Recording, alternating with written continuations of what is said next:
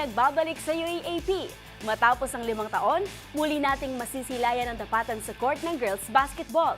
Ang mga dapat abangan, panoorin sa report na ito.